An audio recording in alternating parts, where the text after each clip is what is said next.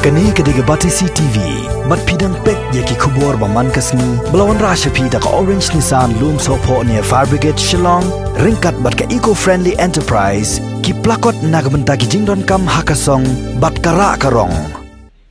Ki noilam jo kedong jo umroy, kabahap akasnong umroy nong ra riboy district. Haka khatlai trik unaila Rajat Rapho, kilalik bini kendo project director jaka District Rural Development Agency, haka wakil IT ru ringkat baka jingtho. Bandawai ki borsen syar jong riboy district bakadai bansim kia lor ka jingra no yakawi ke scheme syakawi pat ke caka balamang daka Airport Authority of India ling baka corporate social responsibility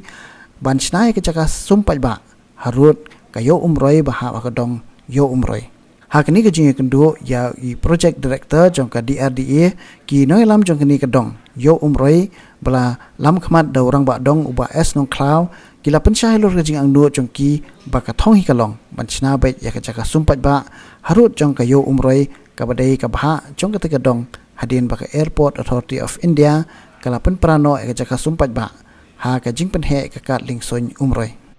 yang jong project director wala batai ini ba wong tumo pi kwa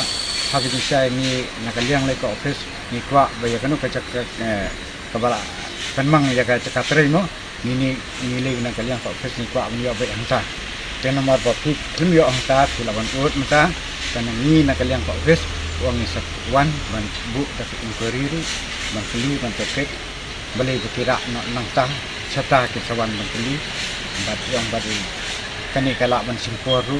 dari pinang yosong sok song sande ko senong mendai ban pelong ke isu yaki nimba kani ka